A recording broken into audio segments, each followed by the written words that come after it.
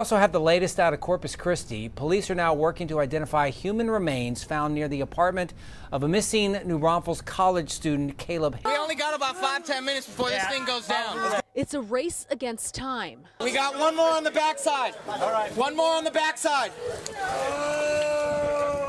To save 6 adults and 2 children after their boat crashed into a bridge off Big Pine Key early this morning. Body camera video from the Monroe County Sheriff's Office shows a dramatic rescue. We got one coming up. Fire rescue crews lowering a ladder from the bridge before tending to the victims, grabbing them one by one as the boat is taking on water. The boat's going down. In one clip, you can see what appears to be blood on the boat and can hear a child crying in pain, suffering from a leg injury. Okay, man, you're okay. We got you. I know, bud. I know it hurts. You're going to have to hold on to me, okay? We need you to be strong, okay? A delicate rescue of another passenger, also suffering from a leg injury, lying on the side of the boat as it was sinking. We need to get him up. I'm holding him from going in the water right now. 3 people were airlifted, 2 to Jackson Memorial Hospital's Ryder Trauma Center and 1 to Jackson South Medical Center. 4 others were taken to Lower Keys Medical Center in Key West. It was a mess. A lot of hurt people. Officials say the 35 center console boat was traveling at a high rate of speed before it hit the bridge. Here's what's left of that boat at an impound yard in Ramrod Key. The bow a mangled mess. FWC investigating whether speed or alcohol were factors in this crash. Don't grab. Come back to me. Walk to me. One at gunpoint. No, come walk to me. Walk to us. Walk to me. Walk to me. Hands up. Hands up.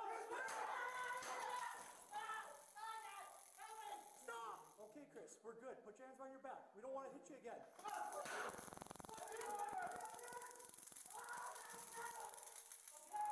Back off. Just give up. Just give up. Just give up. Just give up, man. Just surrender. Chris, just give up. Give up. Give up. Give up. We can't. Hands behind your back. Put your hands behind your back. Chris, put your hands behind your back. Put them behind your back. Put them behind your back. I smoke weed, yeah. Body cam video shows that while 60-year-old Charles Legault was pulled over by a Putnam County Sheriff's deputy, the deputy first smelled marijuana and then asked Legault if he could search the truck for more drugs. Legault consents to a search. Within seconds, the deputy finds what he believes to be drugs and drug paraphernalia. So what are these dope baggies in this cigarette pouch right here for? You use cocaine as well? No. I got 6 heart attacks. Okay. Well, what does that have to do with the 3 baggies with the white substance in that cigarette pouch right there? Don't know. Legault is asked to get out of the truck.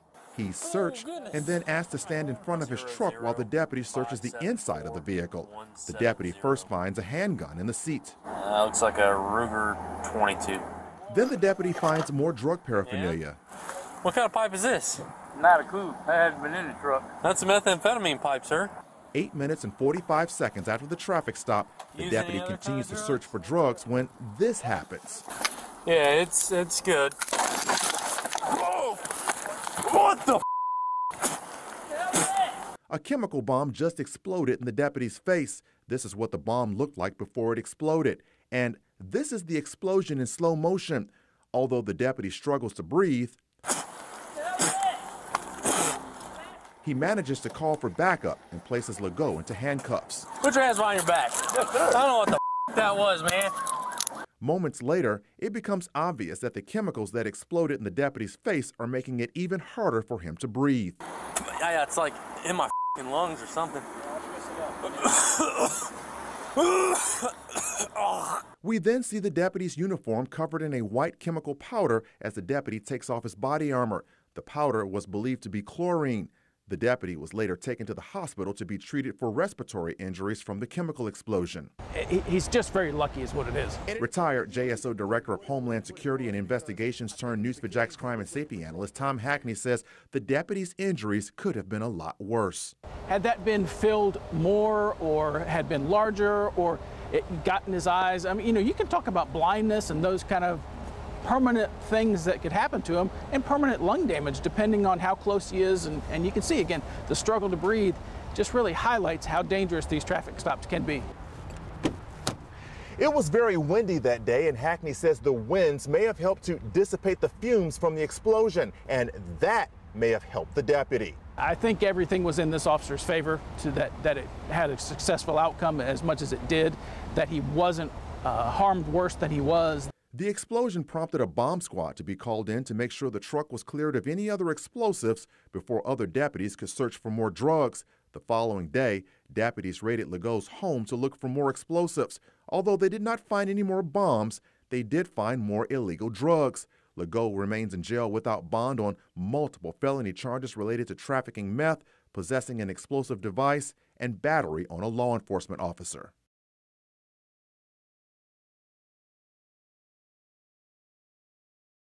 Oh, God, there is abusing animals? Oh, there are gerbils in there. Animal abuse. What the heck? I got a gerbil. What the heck? Multiple gerbils. In his pants. Multiple gerbils recovered. Recovering rodents from Matthew Pancake's pants. For your safety, is there a gerbil inside you? So how did Pancake end up in this sticky situation?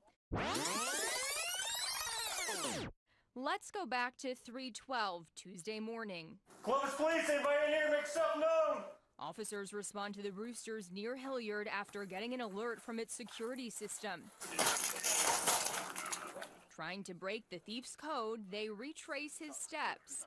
I don't see blood anywhere else. And it doesn't make sense that he would have blood on a rock before he threw it through the window. About 10 minutes later, the officer responds to Petland and finds this pup. Come here. Come here. You're okay. Come here. Come here. You're okay. Inside the store, you can see the suspects smash their cages open. Petland's co-owner says Pancake let out about 15 animals before taking flight. You got blood all over you, buddy. Come on. I don't know if you're gonna bite or what. You got a net by chance? I know. Fast forward to just before 4 a.m. Wrong place! Police find famous footwears broken into as well. Anybody in here, make yourself known? Pancake's accused of finding new boots to book it from the scene. In style for his alleged crime spree. Have you heard about the guy who broke into Petland? I'm looking right at him. He's asleep on a bench. He's in the leopard print. Mr. Pancake, you're under arrest. Don't move! Officers find glass in Pancake's pants and a dog collar on him and... Oh, there are gerbils in there. Animal abuse. What the heck? I got a gerbil. What the heck? Multiple gerbils. In his pants. Multiple gerbils recovered. Busted in an outfit appropriate for his wild adventure. He now faces breaking and entering and vandalism charges. Well, I mean, if they're not going to be able to sell them, maybe we can keep them as 8-sub mascots. The investigation later revealed they're hamsters. No doubt a memorable mission for these officers, too. Yeah, we got the gerbil bandit. He literally had the gerbils in his pants. Yeah. Oh, God, they're going to request this body camera video.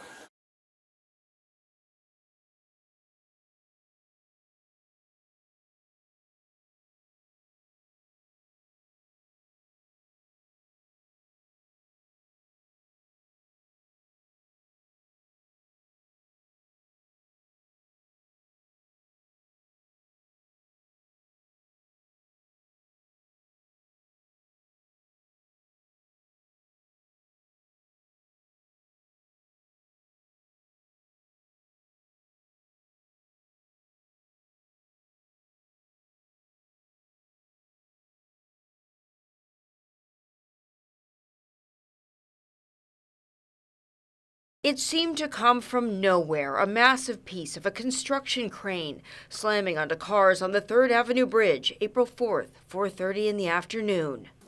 Can I call you back? That one of our bridges just collapsed. This Fort Lauderdale officer was one of the first to arrive. He would learn it was a large chunk of metal that fell onto the bridge from several stories up. 17, I'll go ahead and give the Coast Guard a call. Ma'am, are you in the car? Over there, away from the crane. It's already fallen. It could keep falling. Watch this video again from the security camera on the bridge. Driver Carol Zinzer was able to get out of her black Pontiac almost immediately after the impact. Ma'am, what hurts? Absolutely. Which car were you in? Responding officers seemed surprised she was unhurt. My mind is pretty messed up. Okay. But if I could have my phone. We'll get everything for you. But on the other side of the bridge, officers comforted Gemma Lynn Castillo, who was bleeding from her head. Watch the video again. She was in that second car, a Tesla, her face badly cut. Significant indentation in her head. Mark Sarazin was driving that car. I just felt it shear off the front, bounce off the front of my car. Construction worker Jorge de la Torre would not survive, coming down with that piece of steel. He was behind me, and all we heard was just a loud noise, and the tower just flipped over. And where was he when the tower flipped over? He was behind me, standing. The tower was next to us, and the tower just came this way. On top of him? Well, yeah. In the middle of it all, a school bus also on the bridge at the time. I don't want you under that crane. As co-workers consoled each other, witnesses and officials alike marveled that with this happening at rush hour, so many people were lucky to have escaped unhurt. Keep your hands out of your pockets. Body-worn police cameras in Utica, New York captured a teen's final moments Friday night. 13-year-old Niam Y, seen here in a family photo, was stopped along with a second teen by Utica officers who were assisting an investigation into 2 robberies in the area. The boys matched the description of 2 suspects and were walking near where the crimes took place, according to a Utica police press release. Can I just pat you down and make sure you got no weapons on you? Officers soon take Y to the ground. A chaotic scuffle follows, and then the police chief says Y was immediately given first aid on scene, but later died at a hospital. Another body cam view shows what appears to be a gun in Y's hand, circled in red by police. Officials say they recovered this replica of a Glock firearm. We meet deadly physical force with deadly physical force, including if there appears to be a handgun, whether it's replica or not. Sunday night, police and city officials met with community members. Many of them, like Y and his family, are refugees from Myanmar. The crowd pushed back on claims the teen was armed. While fleeing, the youth displayed what appeared to be a handgun. Tensions flared from there. The 3 officers involved are on administrative leave with pay per protocol, while separate department and state investigations move forward. I'm Laura Aguirre reporting. Following up tonight for you on the investigation into an alleged use of excessive force by a Fort Worth police officer, and that's the officer getting out of the vehicle that you see there. This was during a recent arrest. Tonight, the department has released 2 things, body cam video and also surveillance video of the incident. And the new video kind of helps fill in some of the key moments from the viral video, which is what part of what you saw there that we shared with you last night. Our Aaron Jones today sat down with that woman who was arrested while making that video. That's great community relations, too. Carolyn Rodriguez says what happened to her is not surprising. I've been arrested like this probably about 5 or 6 times. The self-proclaimed cop watcher has a YouTube account and streams live police interactions online. That's just to make sure that everybody's safe, that they're not violating anybody's rights. And we're back. She says Sunday around 3 a.m., something caught her attention in the West 7th Entertainment District. Police tell us they were responding to a hit-and-run investigation. I heard a lady say from down the way, she said, I paid $31 to park here. You're not taking my car. And then that's what tipped me off. How do you know if they paid or not? I just started to walk up and I saw 2 ladies. As she streams the interaction, you hear a Fort Worth police officer ask her to go to the other side of the street or she'll get arrested. Then, what are you talking about? Go to the other side of the why? street right now. Wait, tell me why first. We're doing an You're under arrest. You're not. No, I'm not under it. Okay, you go. Stop resisting.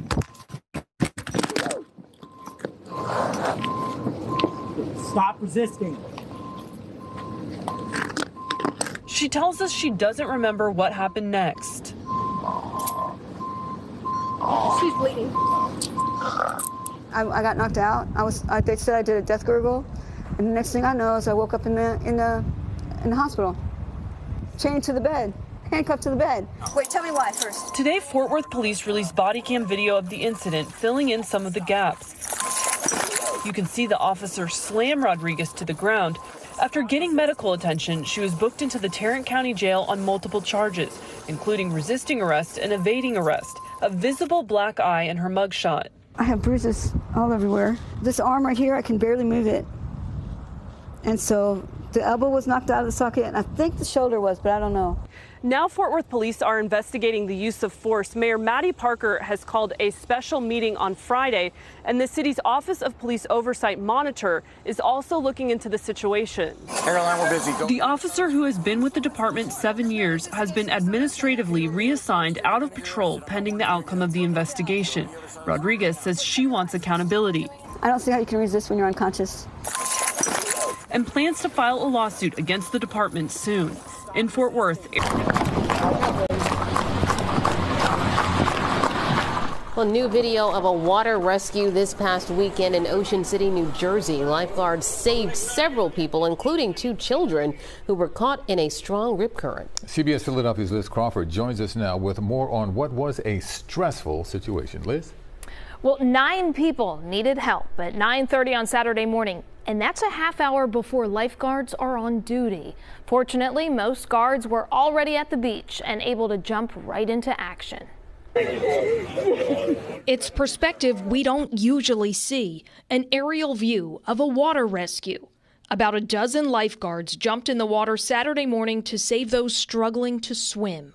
Look here, people swimming and swimming, but getting nowhere. Ocean City Beach Patrol said initially 4 people went in the water, then 5 others jumped in to help. Soon, all 9 people were struggling. 2 were brought to safety on jet skis. The other 7 were given flotation devices and guided to shore by lifeguards. Coming down the beach now, thank you. And that drone's right over top of them. Ocean City Police launched its drone to help determine how many people were in the water. Within minutes of the calls for help, everyone was safe on the beach. Did they get them? Yeah, they got them. The current's really bad, though. Yeah, the current is bad. They've been saying it all week. There you have it. Now, 2 takeaways from the Beach Patrol. Don't get in the water without a lifeguard on duty. This was another reminder. And number 2, for all the Ocean City people out there, the beach at 9th Street often has tough water conditions. That's right from the Beach Patrol. It has to do with the shape of the jetty. So if you're swimming there, be extra careful. That's for sure. Liz, thank you so much for that.